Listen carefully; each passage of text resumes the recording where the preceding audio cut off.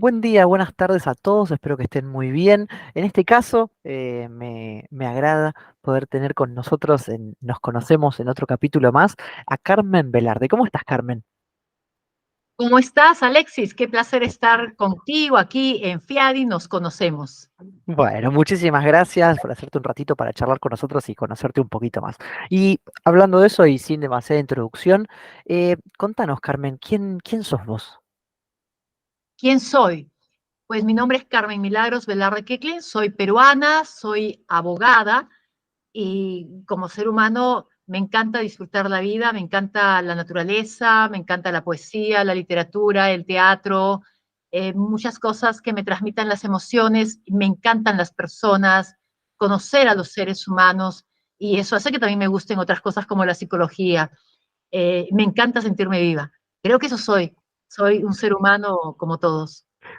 Y bueno, y mira, justamente esto que decís, al momento que pensaba en que tenía que entrevistar a vos, recordaba las ponencias o distintas disertaciones en las que tuve la posibilidad de escucharte y siempre le imprimís esa cuota no sé si es picardía, no sé si es sí, no sé, mira, ni cómo describirlo, pero siempre, por lo menos una Un poco sonrisa. de humor, Sí, ¿eh? sí, totalmente. Pero va más allá del humor, porque muchas veces no deja de ser ni académico, ni deja de tener esa, no sé, para mí va por otro lado, creo que es más una picardía, no sé, esa vuelta de tuerca que se nota que al momento de que armás las ponencias y demás, lo preparás realmente esto con estas virtudes que estás comentando que tenés. Y justamente, hablando de eso un poco, ¿qué es lo que haces? ¿Qué desarrollás? ¿Cuáles son tus actividades diarias? ¿Cómo se desarrolla tu actividad? ¿Qué es lo que haces en la labor profesional? Actualmente me desempeño como jefa nacional del Registro Nacional de Identificación y Estado Civil, RENIEC, en Perú. Mm, Es el organismo que se encarga de la inscripción de todos los registros civiles, las actas de nacimiento, matrimonio, defunción, y también de entregar el documento nacional de identidad que en Perú se llama el DNI. mm. Allí tengo una labor donde nunca me voy a aburrir. Es muy bonito, no solamente por la casuística que tenemos en los registros civiles o cómo entregar la documentación correcta, reconociendo la identidad de las personas, sino que aquí entran muchas cosas desde derecho registral civil, como también entender la cultura peruana, eh, que es una cultura pluricultural, plurilingüe. Tenemos que viajar hasta zonas muy alejadas para atender a comunidades nativas, por ejemplo, comunidades campesinas, pero también me divierto mucho desde el campo del derecho informático, porque Mm. trabajamos, por ejemplo, con un documento nacional de identidad electrónico que cuenta con un certificado digital que le permite a las personas firmar digitalmente. Emitimos también la firma digital para los funcionarios públicos. Tenemos ya el teletrabajo que también se da en alguna de nuestras áreas. Trabajamos con documentos electrónicos que son certificados por un notario informático que en Perú se llama fedatario juramentado en informática. Así que siempre hay cosas buenas. Trabajo mucho con las instituciones del Estado para ayudar a construir políticas públicas. Mm. Ayudamos, por ejemplo, en el padrón de vacunación para saber a quiénes debíamos vacunar y dónde. O durante la pandemia se generaron bonos de apoyo a las personas en pobreza y ahí estábamos nosotros ayudando a generar ese padrón de personas que requerían este beneficio. Así que creo que desde la función que desarrollo hoy, hago país, construyo mi país también, ayudo a servir a los demás y me siento una funcionaria pública que está precisamente al servicio de otros. Mm. La alegría que tengo es saber que he podido ayudar a que la calidad de vida de los demás mejore.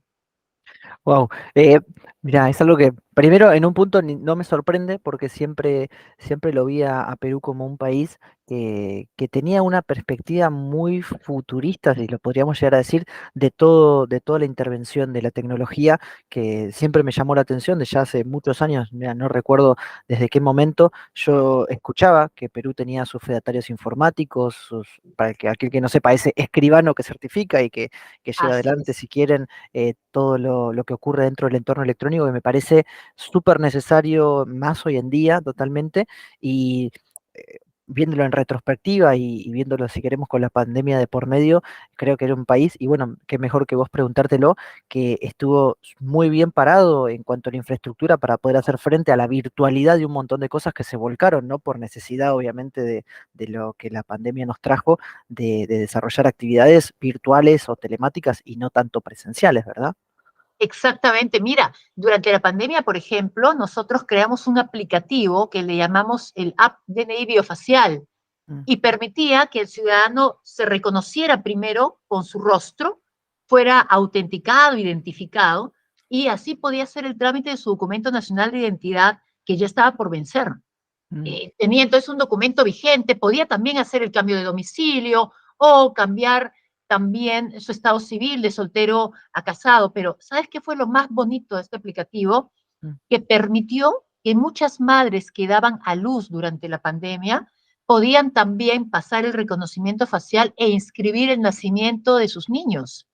Y wow. así logramos evitar que un número grande de niños estuvieran indocumentados. Al contrario, podían ya documentarse a través de este registro digital de nacimiento, así lo llamamos, donde la madre validaba su identidad y también si estaba el padre, también podía pasar la identificación con el reconocimiento facial y obtener el acta de nacimiento y el acta se enviaba con una firma digital del registrador y tenía total validez. Así que Bueno, creo que nuestra infraestructura nos ayudó mucho, pero también, por supuesto, el personal, los trabajadores que pusieron mucho empeño mm, en tener aplicativos muy seguros, porque también teníamos que saber que era la persona que decía hacer y no que claro. nos pusieran una foto para que pase. Había que tener eh, muchos candados en seguridad de la información. Claro, sí, aparte es todo un reto en cuanto a la protección de los datos personales, que eso se pudiese Así filtrar es. o que uno no le pudiese dar el resguardo que obviamente conlleva, implica y tiene que tener ese tipo de documentación.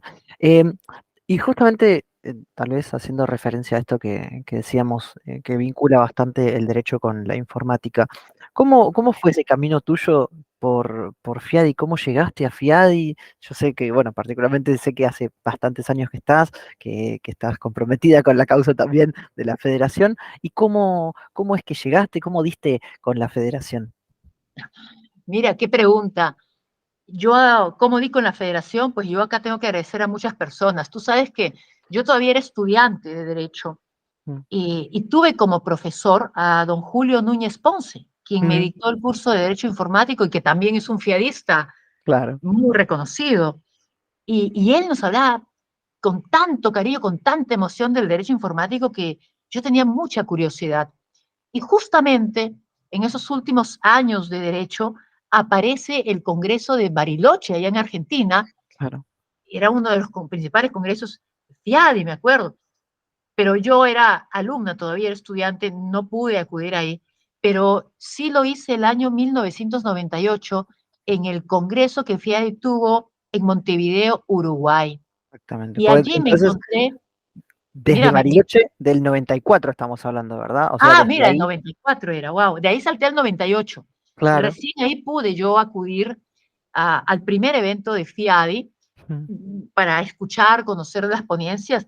Y ahí conocí a otra profesora peruana, ella lamentablemente falleció, Rocío Rondinel mm, Sosa, una extraordinaria profesora de la Universidad Nacional Mayor de San Marcos, también amante de la informática jurídica, el derecho informático, pero no solo eso, sino que logré conocer muchos amigos en ese congreso, me acuerdo a don Carlos del Piazo, Carlos del mm, Piano, estuvo también María José Viega, muchas personas, por supuesto, nuestro querido Marcelo Bauzá también, un claro. fiadista de años que también ha sido presidente de FIADI, y todos ellos me animaban, me hablaban maravillas del derecho informático, los estudios que ellos hacían, sus exposiciones, yo me quedé enamorada.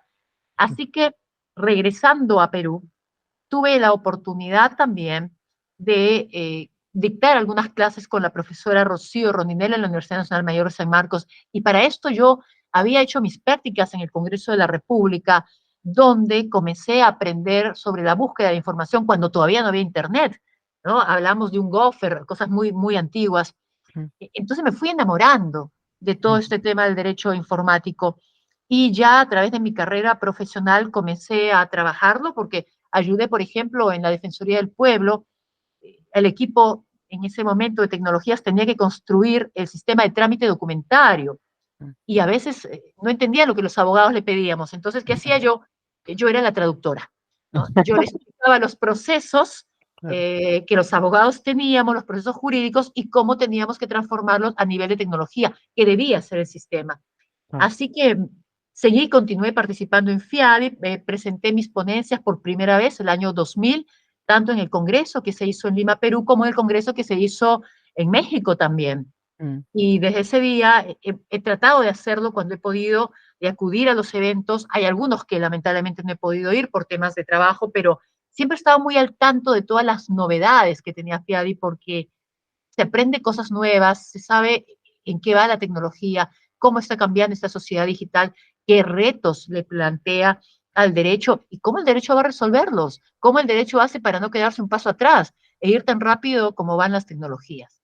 Así que ese ha claro. sido mi paso por FIAD y cada vez que estoy en alguno de los congresos me alegra encontrar a los amigos, pero sobre todo que podamos tener esa hermandad, ese cariño, reconocernos, aprender el uno del otro y saber que somos un grupo grande que impulsa el derecho informático, que debe ser ahora base de las sociedades, porque ya estamos en una sociedad digital, así que los estados no pueden quedarse. El gobierno digital, la transformación digital ya se está abriendo cada día más puertas. Claro, claro que sí. Y es más, y déjame hacer una aclaración, una salvedad. Carmen bien lo dijo, el séptimo, perdón, el octavo y el noveno, perdón, séptimo y octavo congreso, sí, digo bien, de Derecho e Informática, se hicieron el mismo año, en el año 2000, tanto en Lima, Perú, como en Ciudad de México. Fueron los dos congresos el mismo año, así que, bueno, que también qué Claro, hazaña haber participado y en es que ambos. empezaba el siglo, Claro. así que había que celebrarlo. Totalmente, qué mejor forma que dos el mismo año. Si hoy pensamos que todos los años tenemos un congreso, ese año tuvo por dos, siendo que en ese momento se hacía cada 2 años, no se hacía anualmente. Y Carmen, ¿cómo ves o cómo fue la evolución tuya desde esas primeras aproximaciones? Que bueno, bien como lo dijiste, ya estabas dentro del ámbito gubernamental, ya te desenvolvías dentro de esas áreas. ¿Cómo trasladaste o cómo fue el vínculo de la federación con el trabajo? Porque siempre, a ver, ¿por qué te lo pregunto? Por el hecho de que siempre veo que tus ponencias van por ese lado, por el ámbito de la administración pública, la conexión que le das siempre a estas dos aristas. ¿Cómo es ese trabajo en conjunto? ¿Qué te aportó? ¿Cómo fue? Sin duda me aportó mucho. Yo para ir a alguno de los eventos FIAI siempre pedía mis vacaciones. Mm, Entonces eso me permitía a mí participar con total tranquilidad, pero también comencé en la docencia mm, y ahí comencé dictando informática jurídica, en algún momento me tocó dictar realidad nacional, también la realidad nacional peruana, medios electrónicos aplicados a la política para la formación de los politólogos en la Universidad Nacional Mayor de San Marcos. Y hoy día dicto en la Universidad de Lima, en la maestría de Derecho Empresarial, el curso de negocios y gobierno electrónico también. Y todo esto me obligaba a mí a estar no solamente al día, sino a analizar la realidad y buscar resolver problemas. Y yo creo que los problemas se resuelven desde la gestión. El derecho puede ayudar mucho, pero si solo nos vamos a quedar en las normas sin entender los contextos sociales, poco va a poder responder el derecho. Y desde la parte de la gestión, la tecnología ayuda mucho a la eficiencia, a la eficacia, a la sostenibilidad. El mm, hecho, por ejemplo, del tema de tener un tema de protección de datos personales nace porque los estados, las instituciones, sean públicas, privadas, comienzan a crear también bases de datos y de datos personales. claro que sí. Y de repente aparece un tema del derecho de acceder a la información pública. Mm, Y entonces comienzan los problemas de, oye, pero ¿qué tanta información pública se tiene que dar de un funcionario público que puede finalmente tener algún problema con los datos personales? Como cuando te preguntan cosas como dame tus boletas de pago o quiero mm, tu declaración jurada de bienes y rentas. Y ahí mm, viene toda una evaluación. ¿Cómo camina el derecho en ese momento? Datos personales versus acceso a la información pública o también cómo la tecnología puede ser la puerta para que los grupos vulnerables puedan acceder a mejores servicios, a mejores productos. Por ejemplo, personas con discapacidad, que hoy en día quienes usan el iOS, por ejemplo, quienes tienen un iPhone, pueden usar a Siri. Yo tengo amigos que son personas con ceguera que les va muy bien con Siri y pueden desarrollarse tranquilamente y sienten que tienen un asistente virtual, les va leyendo las páginas web, las pantallas. Antes tener un programa lector de pantalla como un George les costaba demasiado. Cómo también se preservan las culturas, por ejemplo, los dialectos quechua, xánica, aymara, cómo podían entrar a un repositorio, dónde estaba ese derecho a la cultura para que no se pierda la lengua originaria. Yo creo que aquí la tecnología nos daba ese salvavidas de que todo podía preservarse, la preservación digital. Y yo como funcionaria pública, siempre, porque luego de la Defensoría del Pueblo pasé a RENIEG, al Registro Nacional de Identificación y Estado Civil, luego pasé al organismo supervisor de inversión privada en telecomunicaciones, y siempre me tocaba ver cosas de tecnología. Y la tecnología se presentaba como una solución a un mejor servicio, a un servicio de calidad al ciudadano, a que uno pueda, por ejemplo, llevar encuestas, indicadores, data, cómo Mm, trabajabas las estadísticas. Así que cada vez que me tocaba participar en FIADI, por supuesto que tocaba mi experiencia de trabajo, porque era lo que yo podía compartir con todos mis demás compañeros fiadistas, mm, enseñarles lo que yo tenía, como ellos podían enseñarme lo que tenían. mm, Y por supuesto me he alimentado siempre de tantos conocimientos, pero sobre todo de casos prácticos, porque mm, no basta con repetir lo que dice la ley o lo que puede ser una teoría, sino cómo lo aplicamos, cómo se resolvieron problemas, claro. cómo la sociedad podía ver en la tecnología algo nuevo que le llevara a una mejor calidad de vida. Mm. Sí, es cierto que está bueno pensar que esas personas vulnerables, si querés, o más vulnerables, con la tecnología dejan de serlo, o por lo menos se pueden superar varias de esas barreras de vulnerabilidad. Y pensando en eso también, y viendo que la perspectiva tuya siempre es un poco más a futuro, y te quería preguntar sobre eso, tal vez hacer un poco más de hincapié. ¿Cuáles son los proyectos? ¿Qué es lo que Carmen Velarde quiere o ve de acá en adelante, tanto bueno en el ámbito profesional o académico? Eh, es un tema bastante interesante. Siempre me he colocado metas a futuro. Yo siento que Dios ha sido muy generoso conmigo y he alcanzado las metas que he esperado. Cuando me hice abogada, te cuento, yo en Mm, realidad salía del colegio, yo quería ser actriz, mm, pero no había dónde estudiar. Aquí en Perú había solamente el teatro de la Universidad Católica, así que iba a ir para estudiar ciencias de la comunicación, pero la vida al final terminó mostrándome la carrera de abogacía, el derecho. Y yo siempre le decía a Dios, si tú me quieres para esto, tú me lo vas a demostrar. Y yo te mm, prometo que mi carrera es tuya. Y me lo demostró, yo pasé muy bien todos mis cursos y logré obtener mi título como un sobresaliente. Ese fue el momento en que le dije a Dios, mi carrera es tuya, tómala mm, y yo voy a estar siempre a tu servicio. Entonces, eh, cada cosa que he hecho con mi carrera ha sido para ponerla al servicio de las personas que más lo necesitan. mm, Y ya llegando a una edad en donde, como dirían tal vez en las Fuerzas Armadas los generales o los almirantes, donde ya tengo mis galones, mm, y tú me preguntas, bueno, ¿qué más quieres en adelante? De hecho, lo que quiero es seguir sirviendo a las personas. Yo en el trabajo de campo que he podido hacer, he encontrado ciudadanos que me preguntan cosas muy sencillas como, por ejemplo, cómo hacer un proceso de filiación, cómo pedir alimentos o mm, cómo obtener un título de propiedad porque poseen un pequeño terreno. Cosas tan sencillas de gente muy humilde. Y yo digo, yo como abogada tengo tanta información para ayudarles que definitivamente si es que yo no siguiese en el Estado peruano haciendo este servicio, porque yo no soy una servidora pública, yo soy una servidora social, si no siguiese ahí, sí me encantaría trabajar en alguna organización internacional donde pueda seguir viendo los temas de las personas, ya mm, sea temas de personas, por ejemplo, refugiadas que necesitan algún apoyo, personas que necesitan seguir trabajando con el tema de la identidad, identificación, grupos vulnerables como personas con discapacidad. Si no fuese por ahí, tengo también un sueño de formar mi propia organización social que me permita brindar este apoyo, estas consultorías sobre los grupos vulnerables y también las tecnologías. Si se puede en algún momento trabajar desde una manera internacional, asesorando a los estados sobre cómo tener un gobierno digital, cómo ir hacia la transformación digital, cómo generar una identidad digital a través de los documentos de los registros civiles o documentos de identificación, pues me encantaría ir por ese camino. Mm. Y si no, finalmente está también el tema de una jubilación más tranquila, donde pueda dedicarme a la literatura, a escribir mis cuentos, mi poesía, a escribir novelas, a desarrollar un poco más el campo del arte.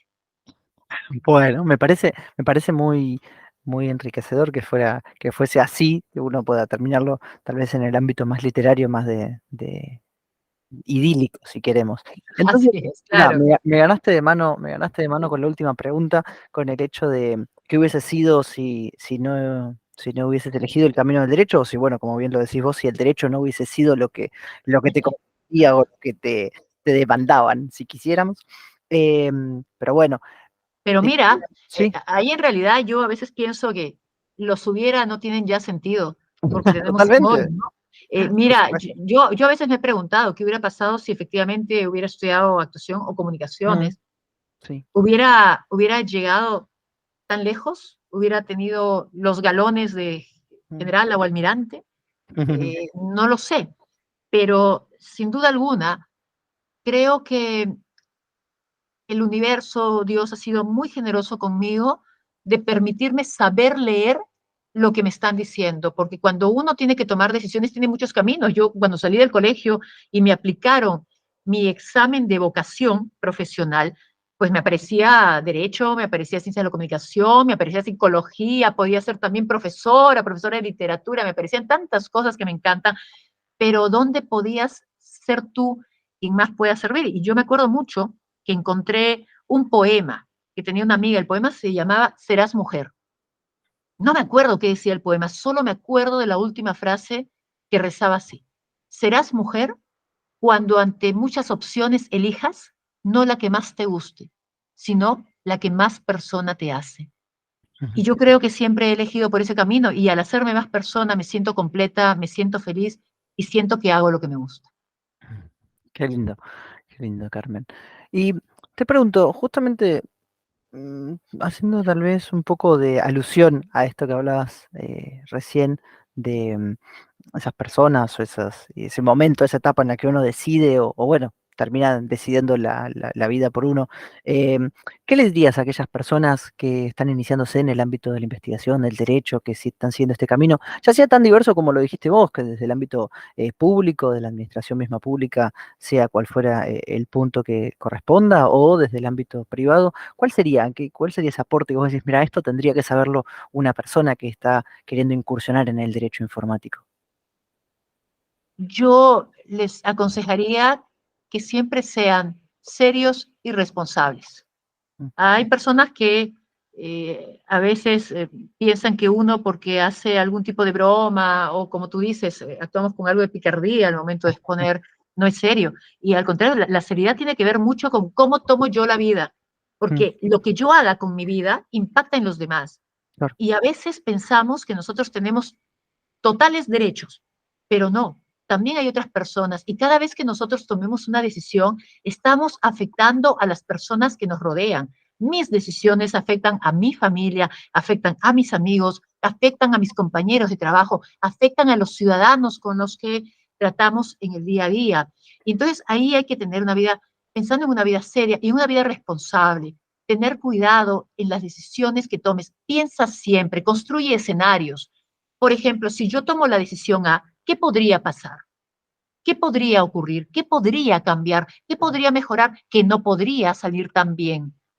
¿Por qué? Porque construyendo los escenarios uno puede tomar la mejor opción. Yo sé que cuando uno es joven, quiere comerse el mundo, quieres viajar mucho, quieres divertirte, pero en un momento también vas a envejecer y la sociedad necesita también de estos jóvenes que hoy se presentan y que serán los que entrarán a trabajar para el Estado o trabajarán en organizaciones internacionales o en bancos o en el sector privado o en cualquier organización no gubernamental, pero su trabajo no debe ser solo para vivir el día a día, su trabajo debe ser para que ustedes sean felices y para que las personas que reciben sus servicios y productos sean también felices y cuando los miren puedan decir, qué valioso este profesional, qué valioso esta persona, qué bueno que apareció en mi vida. Así que no está mal, hay que divertirse, hay que ser feliz, pero siempre con seriedad y con responsabilidad en la toma de decisiones. Bueno, muchísimas gracias, Carmen. Espero verte nuevamente por acá para poder conversar, que la verdad que me interesa siempre esa visión más, como te digo, en un país tan avanzado en estos puntos de la informática. Me encanta poder escuchar y compartir todas estas visiones, más estando tan en el cúmulo, en el centro de toda esta producción, obviamente, de estos avances en la protección de los datos y pura exclusivamente en la generación, si queremos, hasta de esos mismos datos digitales. Así que espero verte nuevamente. Muchísimas gracias por tu tiempo. Y bueno, ya nos veremos en un Gracias, congreso Alex. virtual o presencial. Claro que sí. Un abrazo a todos, cuídense mucho. Muchas gracias. Hasta luego.